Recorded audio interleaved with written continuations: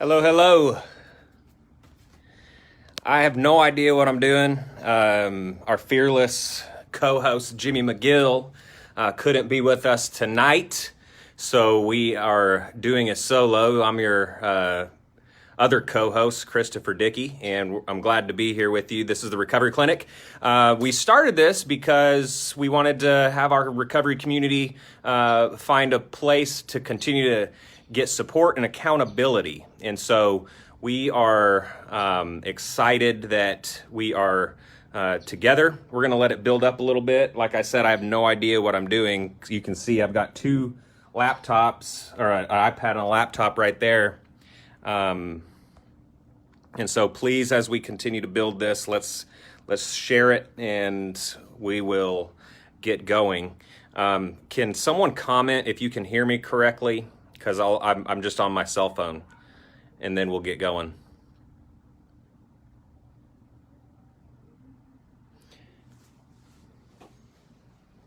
This is a little bit of a different show tonight. So please bear with me. Tara, what? I need something to wipe my face off with, please. It's a little noisy in my house. Hey, Jimmy, we're so glad you're here, even though you're in the comments. Again, we want to talk, speaking of the comments, here at the Recovery Clinic, we want you to be vulnerable. We want you to engage with the topic of conversation and the discussion. But we got to remind you that it is a public show. It is on the internet forever. So be mindful of that. If you have something that you don't feel comfortable putting in the chat, please reach out to the Recovery Clinic messenger, and we can get you some help and start a discussion that way. Just a few more minutes. It's hot. We are live in Arkansas. I'm outside on my back porch bringing you the Recovery Clinic tonight. Hey, Tressa, Sherry, so glad you're here tonight, and everybody else. So we're gonna, for all of you people who are into the 12-step literature, there's a quote that I really like, and hey, Ian. And it's called, it's from Herbert Spencer, and he talks about contempt prior to investigation. And I think it's an applicable topic to talk about, especially with all the unrest that's going on in around us. And, personally, as a person in recovery, I've been sober since 2007 and have gone through a lot of different changes. And I think one of the greatest lessons that I've been taught is to investigate what's being said to me. When I'm giving myself information all of the time about me. I am consuming information. I'm being talked at. There's just a ton of information coming at me. And someone taught me that I had, in early recovery, that I had a severe inability to accept new information about myself. This is one of the reasons I stayed drunk and high all those years. When someone would say something out of concern or care, I'd wall them off and I'd say, no, that doesn't apply to me. And then I'd run down the road and continue to sabotage myself. And so that's the topic. Hey, Crystal, Lori Joe. So glad you're here. The topic tonight is to learn how to accept new information. And then once I have investigated that new information, I can stamp it good or bad. I mean, the thing when, this goes back a long ways. Let's go back to my high school years. During high school is when I started drinking and, just fell into this deep spiral, just a complete spiral out of control. And the counselors, the principal, students, the staff, the faculty tried to help me, tried to point out that I was going out of bounds, and I couldn't accept new information. I couldn't accept anything outside of what experiences I had, and no one was going to get in that bubble, because what I also did was protect my right to drink. I protected at all costs that right to drink, and so I, didn't graduate high school. Surprise, surprise. I had a .75 GPA. But so here's the crazy thing: when you would confront me about my drinking, I would. Or when you would confront me about me not graduating high school, I would say, "No, I've got this. I've got this. There's no way that I'm not going to." And I knew that I wasn't showing up. I knew that I would skip all the time, and I had a .75 GPA. So what was humiliating, not only for my family sending me those gifts, was me having to send back all of that money that they sent for my graduation. Hey, Jen. And hey, Joe, so glad you're here tonight. Please share. It's hot. So hot. Hot. I don't have a place inside. It's too loud. Oh. And so the topic for all of you that are here, it is accepting new information. And there's no way I can be successful in recovery if I don't learn this. It's a severe inability that a lot of us come into recovery with. And the idea that I can't hear what someone's trying to tell me about what I'm doing, and when I am defensive, when I am agitated at people out of concern when they come to me with their help, people that I trust, and I push them aside, that's when I've got a real problem. So, hey, Paula, so glad you're here. So while we're talking about being closed-minded and versus being open-minded, I encourage you in the comments to share some stories, share some things with me about your recovery and how you have had to swallow hard truths about yourself in order for you to become free. And so I'm sharing with you right now a story about me in high school when everybody on the whole campus was telling me I wasn't going to graduate, and I said unless I change my behavior, and I would wall everything off, and I was closed-minded, and I pushed people away, and then I didn't graduate. And so a judge ordered me to get a GED a little bit later down the road. Hey, Bonnie. And I attempted going to college. I had my GED, came down here to Arkansas and enrolled in a little community college. And here's where I learned the valuable part of, investigating information that's being given me, and then I can stamp it good or bad. So I was enrolled in this little community college over in Batesville, Arkansas, and I was doing good. I was so happy with what I was doing in school, in recovery, in my personal life, and things were clicking. I was finding balance. And it was getting ready to be summer, and someone suggested I enroll in college algebra in the summer. And let me tell you something about me. I was deeply afraid of math. I was always telling myself that I couldn't do it. I was not smart enough. I just, in high school, I was a fifth-year senior. We talk about, those are super seniors, and still didn't make it. I couldn't get the pre-algebra. I really tried hard to do that. My whole life, I struggled with math, and so someone suggested I take a summer class. It was going to be a college algebra class, and that was the real, the Pythagorean theorem and all of the, the algebraic formula, and so I was pretty scared to do that, and I was consulting a whole bunch of people, and you taught me to, when I had an issue, to just talk about it with people, and then get everything out on the table, and then make a decision and be well informed when I do it. And so I did that, and someone was telling me I shouldn't do that, and they said, Chris, you have struggled at math your whole life, and think about this: if you take that class in the summer, you're gonna struggle. I mean, this summer class is only 6 weeks long, and I don't think you should do that. That's probably not going to be good for your recovery. And that was one person. Everybody else was saying that I should do it and just take the chance. But sometimes I can focus on some of that doubt, and it starts to grow and grow and grow.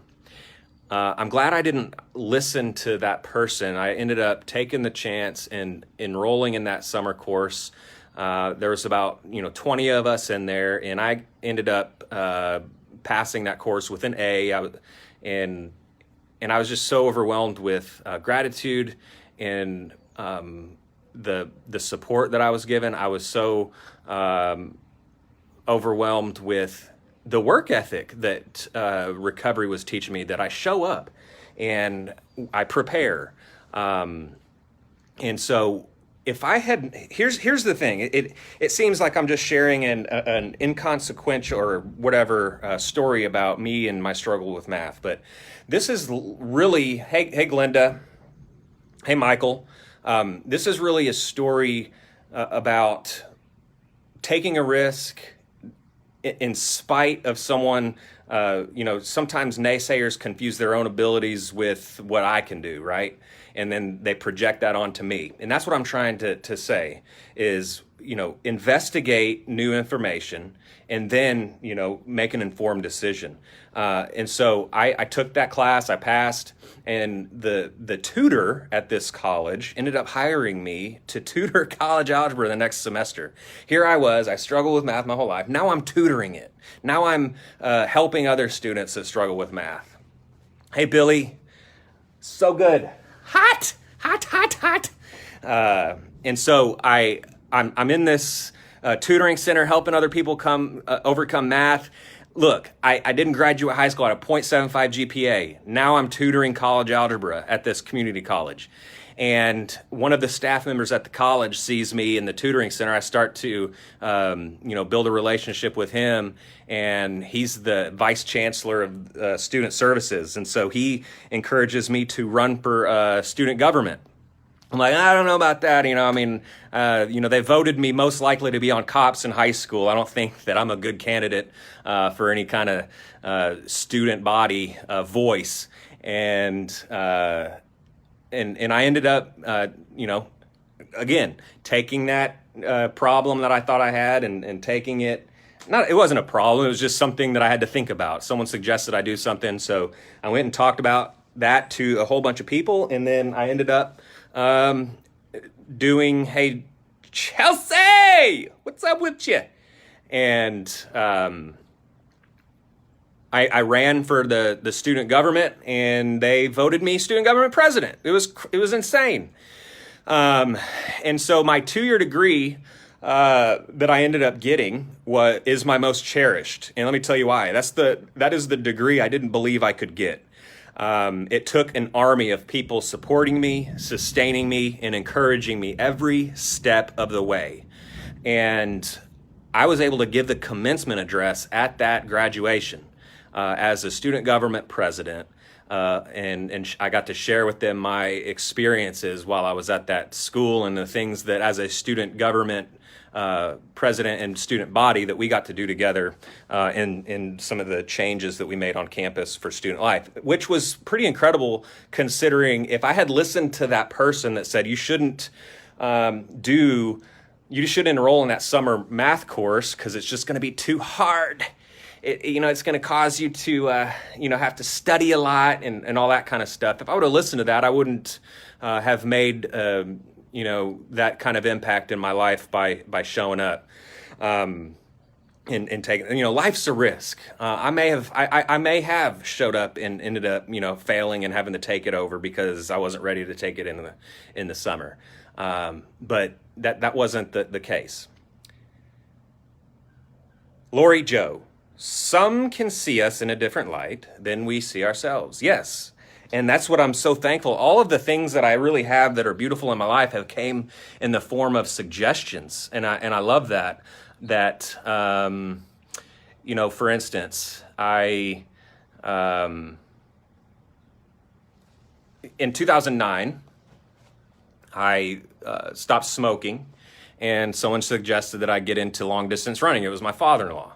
And we ended up running all over the state of Arkansas in these little races. And then like a good person in recovery, I, got obsessed with it and started running everywhere I went, and ended up, running in a 200-mile long relay. I've done that a couple of times in Oregon, and it was just incredible. My mom, who our relationship was really rocky, it was on life support when I got into recovery.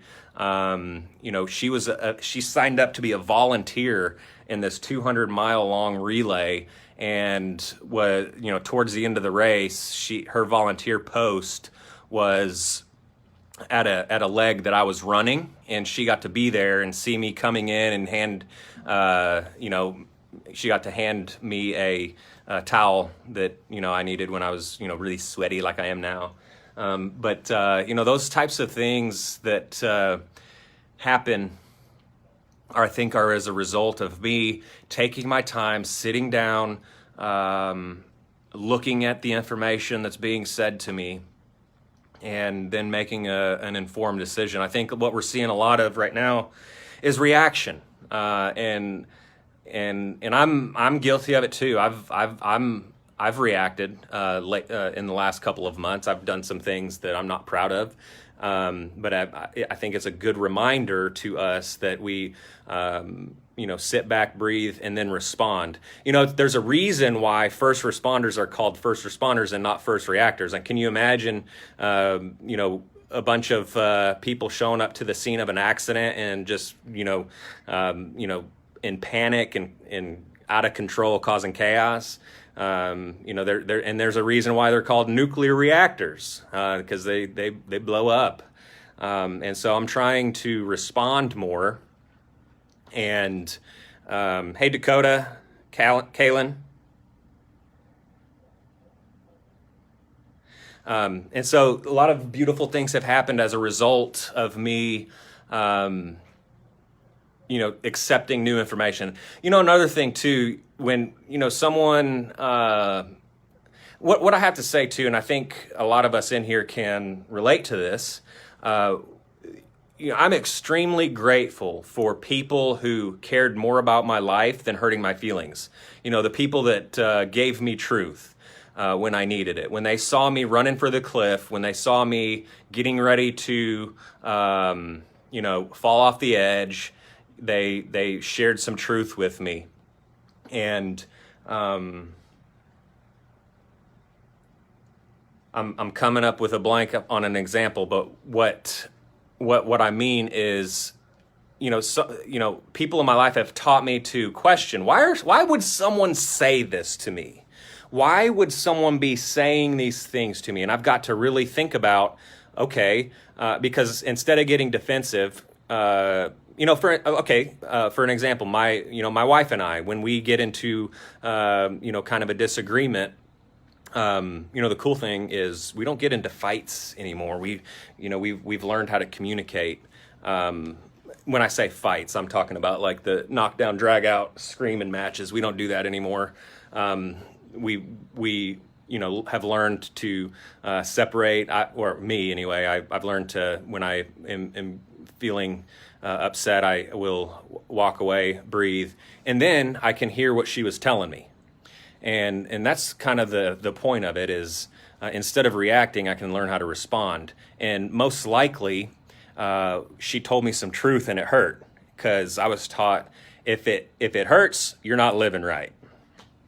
JD Skelton up in this chat. Call me Fukushima. Yeah, I was always called a volcano. I had a hockey temper, and that's the thing that is, for me anyway. I'll blow the top off, and then I'm okay. I'm better, right? But the people around me aren't, and so That's something that I've learned over the years to, not be a volcano anymore. Director Lane up in the live session. We're talking about lots of things recovery related at the Recovery Clinic tonight. And the topic is a Herbert Spencer quote. And I think he was a philosopher. He said, something that will keep people in everlasting ignorance is their principle of being contempt prior to investigation. And I did not quote that. I mean, that's not a verbatim quote. That's just paraphrasing. So it's talking about being closed-minded, not being closed-minded, and taking steps necessary for me to be able to respond in an informed way. And I think that a lot of us lately have probably seen great examples of people reacting on social media across the board with just this discord and what I do from my professional standpoint in natural state recovery is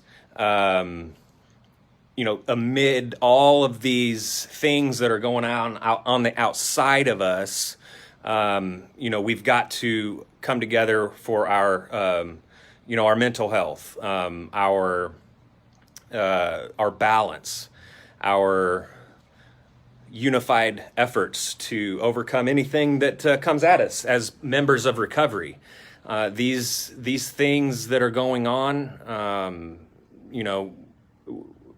we must be informed, and I encourage you to, as you see things, as you hear things, to vet it, to talk about it with others. Please don't hold it in, and let these things fester. The Recovery Clinic is one of the reasons that we created the Recovery Clinic is so we don't have to isolate. That's one of the worst things a person in recovery can do right now.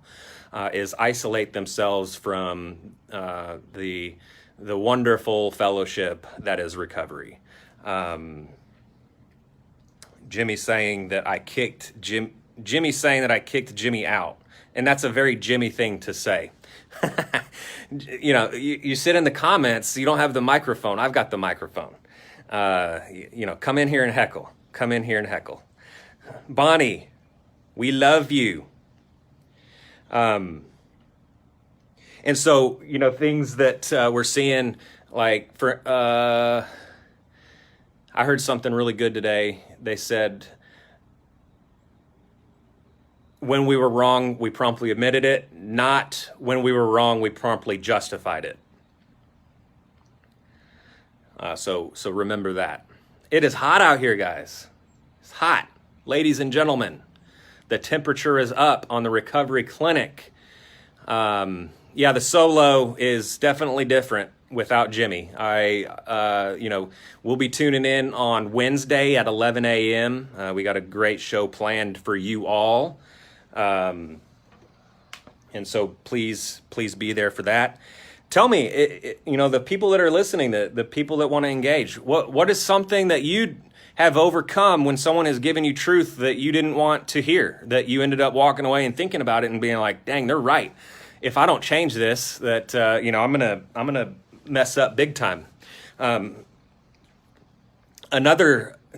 Michael, we've got AC in the house. It's too loud in there. I have to do this outside tonight in the backyard. And so I basically, we talk about accepting new information. That was it. It was, go outside. And so a well-informed husband will do that.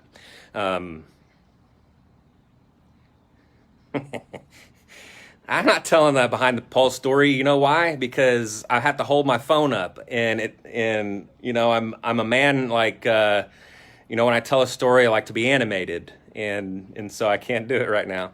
But I will say this. So when I had about 3 or 4 years of recovery, and I was playing softball. All right.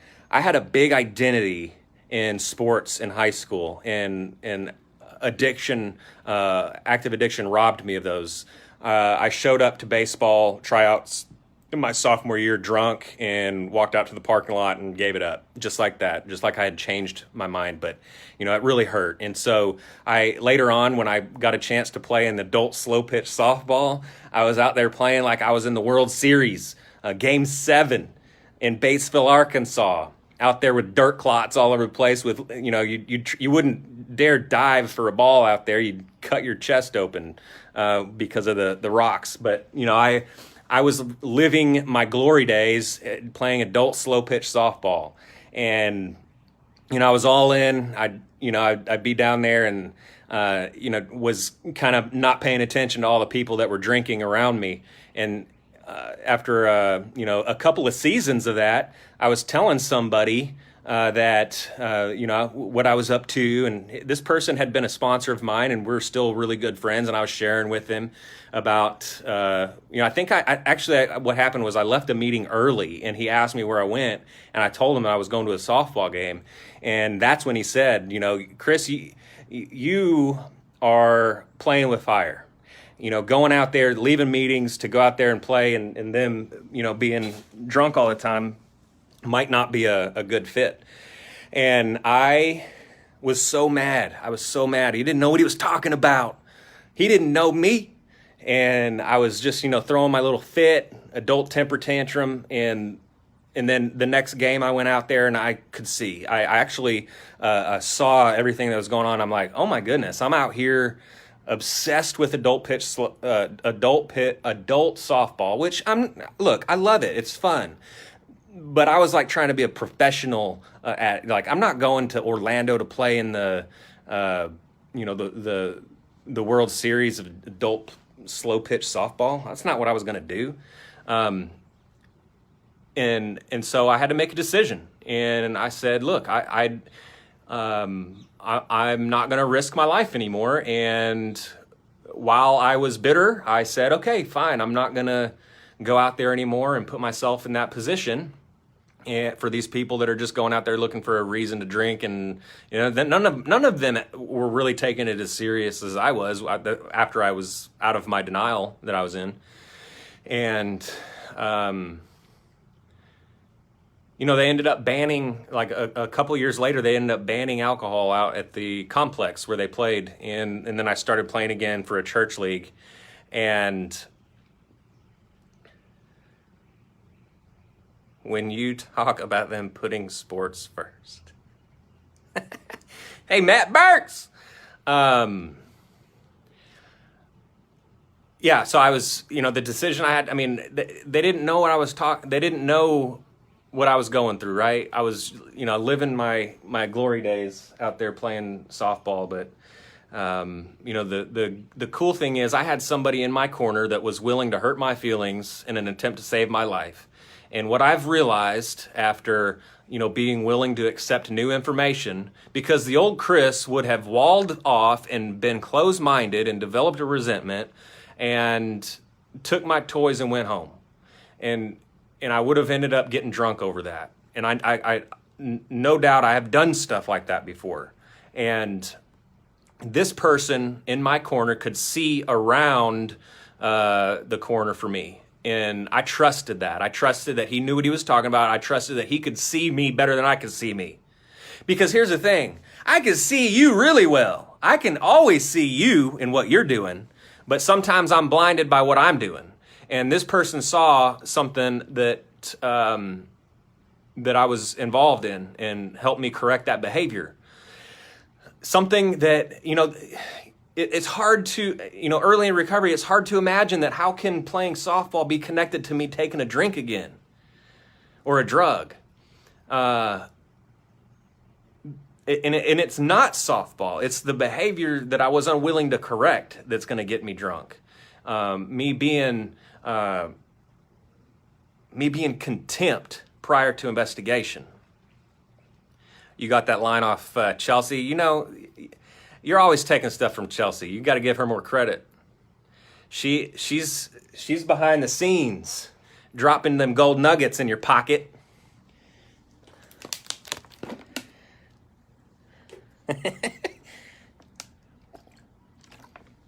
Jimmy McGill is the co-host of the Recovery Clinic, and he misses everybody tonight. he had to do some things that he could not get away from. So he definitely apologizes for not being here. We give Jimmy a hard time, but we love him, and he's got a respectable program, and he's a wonderful advocate in the recovery community. So while we joke and we prod and we poke, Jimmy, it's because we love you. We love you. In the Arkansas heat, Glenda, hey Wade, people, places, and things. Yes, those are that's what we're talking about. We're talking about how do we fit in the people, places, and things of recovery. I don't go to bars to have a club soda because I want to, I don't want to miss anything because I want to have fun. My first sponsor said I had an odd way of having fun, and what he meant was that I was just crazy and I was just wild. And that's not how a person in society should act. And so I have a different idea of fun today. And it's with you on the Recovery Clinic, baking out in the sun in my backyard. I love it. Wouldn't want to be anywhere else. Contempt. I'm not, so it's contempt that I'm stopping. I'm impeding an investigation for new information. People are always giving me information. People are always telling me something, but more importantly, I'm always telling me something. For instance, when I was new in recovery back in Oregon, this was probably early 2000s. The first thing I did when I got sober was get into a relationship. And so I remember this Texan living in Oregon. He had his big cowboy hat on, big belt buckle, and big white beard. And I realized as I'm saying this, using the term big, and I guess everything is bigger in Texas. This guy was huge. And his name was Steve, Texas Steve. And he said, "Chris, do you need any more complications in your life right now?" And talking to me about that relationship. And I said, no. But in my heart, I was like, I'm not listening to you, Texas Steve. You don't know what you're talking about. I'm going to be okay. And I ended up getting drunk and, just wasn't ready to hear new information. And that's why it's so important, because if I don't, I'm going to be in trouble. I'm going to be sitting alone in my isolation like I always have been, because what happens to me when I get into that attitude where I'm closed-minded is here's the crazy thing, and I see a lot of, me included, I've done this, and I see a lot of people, they have the ability to do this. They get themselves into a losing situation, into a place of despair, and then they close their mind. And it's an amazing thing to do, to get myself into a place where I'm losing and I'm hopeless, and then I close my mind to any help. I mean, that is addiction. That is addiction to its core, where I'm just stuck. I'm stranded, and definitely don't want to be on an island of one anymore. Lost. I'm a lost boy. Cat Williams, wounds from a friend can be trusted. Yes. So I love this. Someone once told me that a true friend stabs you in the front. Ooh, wait. I love that. I love that quote. A true friend stabs you in the front, not in the back. Let's see. Who else is talking in here? Wade, what do you got going on with you? When I get really hot, I start talking crazy. I don't know if I can call it Southern. I am an Arkansan, though. I was born in Texas. I lived in Oregon through my early teenage years, and then my what would have been my high school years into my early adulthood. And then I jumped down to Miami, Florida, running away from everything. But I am an Arkansan at heart. Arkansas is my home. I've lived in a lot of places, but have never fit as I do in Arkansas. And let me tell you why. Why I feel like I'm an Arkansan, okay? My father-in-law lived out in Cave City, Arkansas, and he would take me around. They had a big farm, and he'd take me around to the feed shop. He'd take me around to the sale barn. He'd take me around to all these different places for his equipment, type of stores. And he would talk to people, and he would do this thing. I started noticing while he would talk to someone, he'd try to find somebody that they knew in common. If he didn't know him and they knew him, they would try to find somebody in common. And it would only take 2 or 3 people, and they'd say, "Oh yeah, that's that person out in Northwest Arkansas. Yeah, he went to school with so and so that I know." And then that's a super Arkansan thing. I mean, I've lived in a lot of different places, and you don't see that anywhere but the South. And when I started doing that, once I was in Arkansas for a while, I would be, maybe in Jonesboro or something, run into somebody at the mall, it'd strike up a conversation while in a checkout or something like that. And, "Oh, do you know so-and-so from Batesville? Oh, yeah, I know so-and-so from Batesville." And then we were best friends. And that's when I was like, "Oh, I'm in Arkansan now." Anyway, Andrea, that's my mama. Hey, Deborah. Marla says, "I teach tough love because of my son's sobriety. Moms need help. Do you believe in stop enabling?" I 100% agree with stop enabling. My mom's in here as a witness. Sweating, but hair stays in place. It's got a pretty good evangelical strength to it, right? That evangelical hairdo. I know you do, and it stays strong. It's got strong roots, stays in place. The wind, there can be a hurricane, tornado, but it's not going to move. Anyway, I took off on a trip to find myself from Oregon to Miami. I took a one-way trip on a Greyhound, and when I got down to Miami, Florida, to make a long story short, I don't even know what time it is. When I got down to Miami, Florida, I realized I'd made a huge mistake, and I realized that wherever I go, I follow.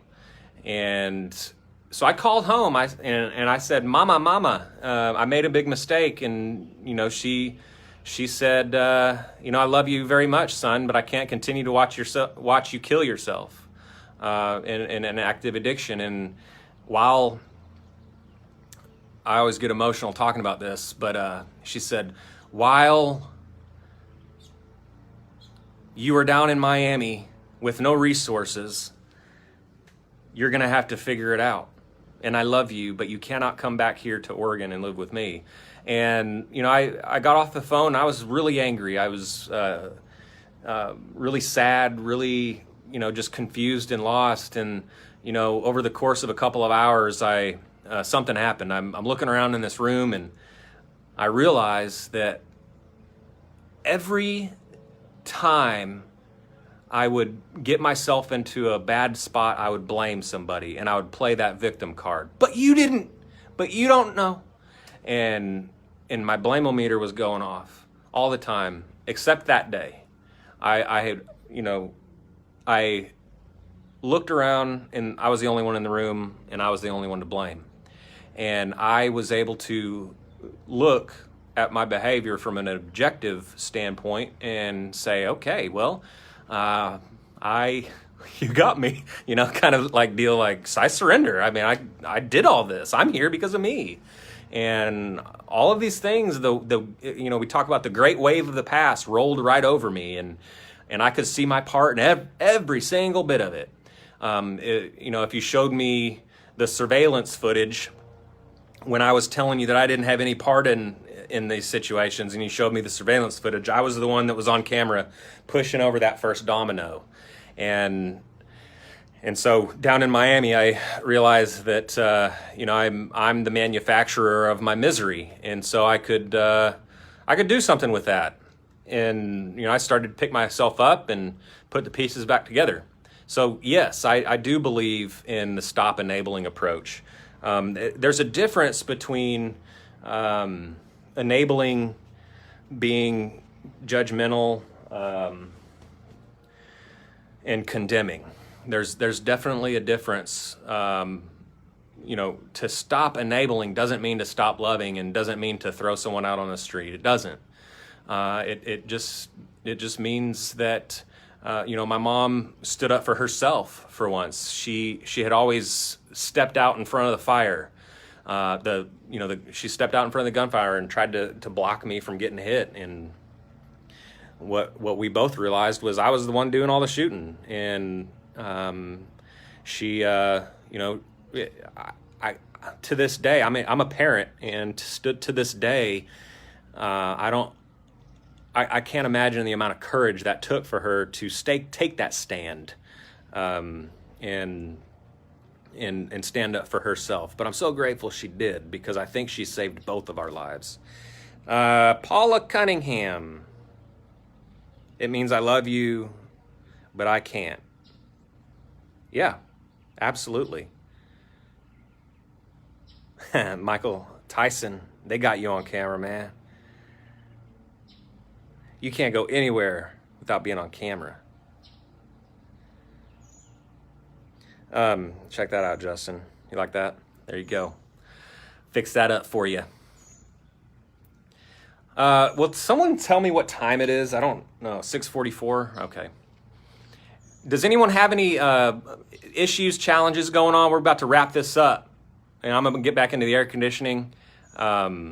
Yes, God bless the mothers of people in active addiction. I mean, that's the thing is, the people that, like I said, I owe a lot of gratitude to the people who cared more about my life than hurting my feelings. That's what it's all about. Being able to share in a loving way, in a non-judgmental way, a deep concern for somebody. And sometimes that's, calling someone out on some behavior. And yeah.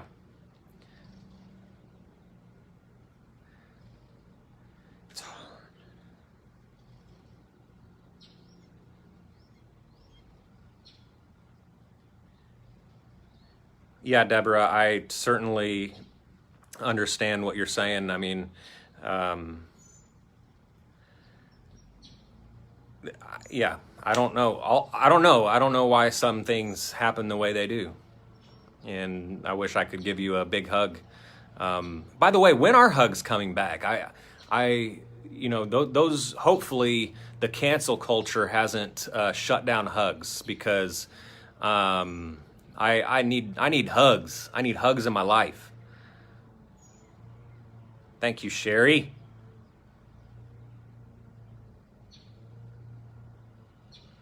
Christina, yeah. So when I would return to use, everybody knew it, and I thought I was, trying to hide it, all geeking out, and even being in natural state recovery, when we get people coming in and they, I say that I'm in long-term recovery, so you can share anything, and we're on the same level.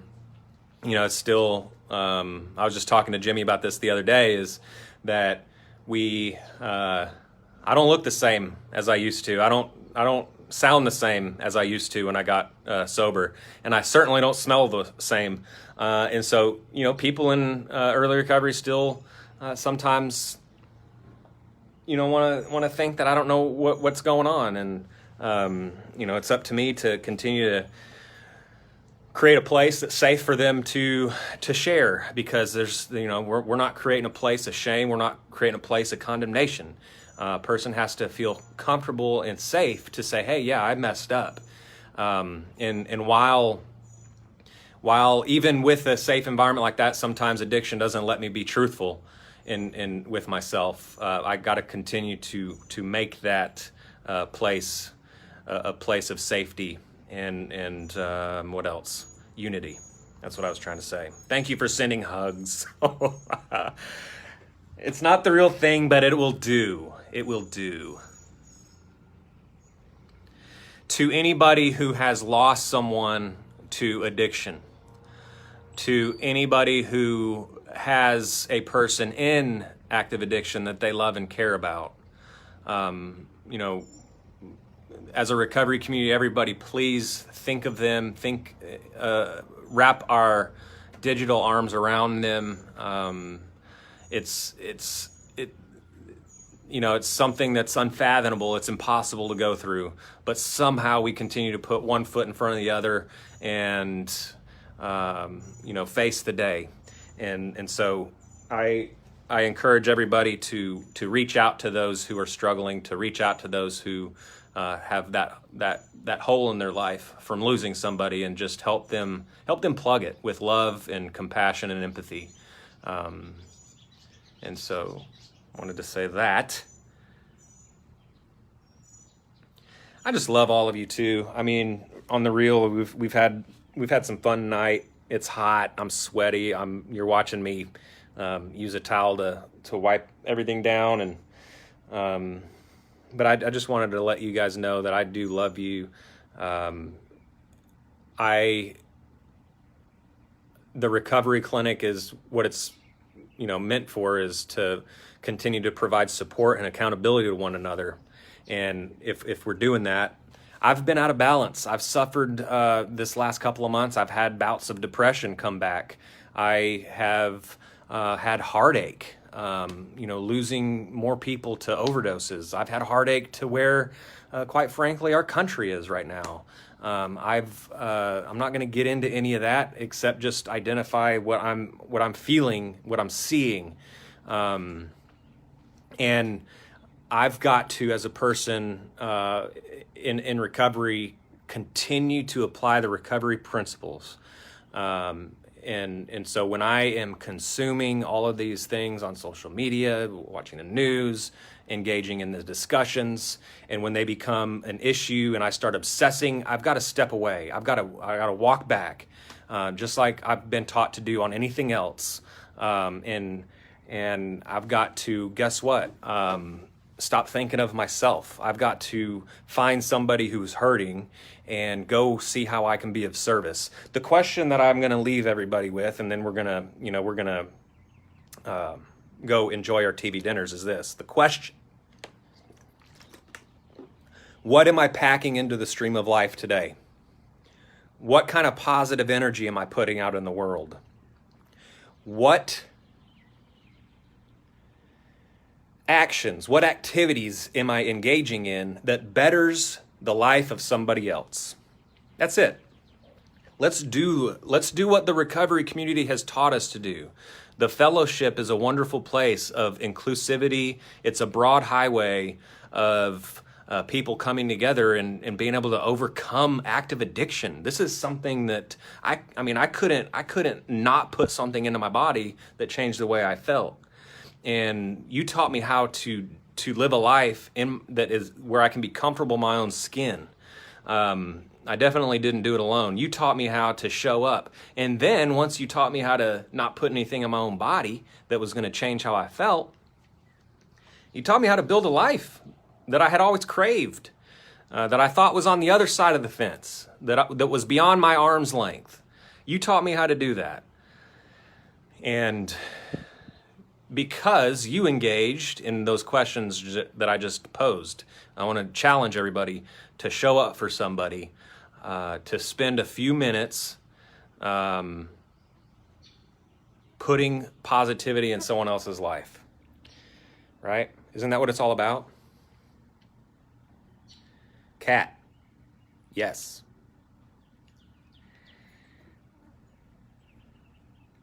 So I hope everybody is staying safe tonight. It's a Friday night, beautiful outside. And, last show we talked about connecting to nature. Maybe get outside and walk around a little bit, get your body moving, and think about how we can together pack more into the stream of life. How are we going to put positive ripples out into the universe? And this lastly, if someone challenges you and says, "What can you do? You're just one person. You're not big enough to make a difference." And I always respond with this, and it's a lesson in humility. But the truth is, I'm tiny, but I'm essential, right? We're all a small part, but we're essential. and together we can help someone overcome addiction. We can be that lifeboat for them when they are wanting to come out of the storm, and we're ready. We're ready. We stand ready. We stand waiting. So, I love all of you, Felicia. The gnats are out, so I'm gonna peace out. I wish all of you a wonderful Friday evening. Thank you so much for joining us. Yes, you in the back. Say it again for my neighbors. Love y'all.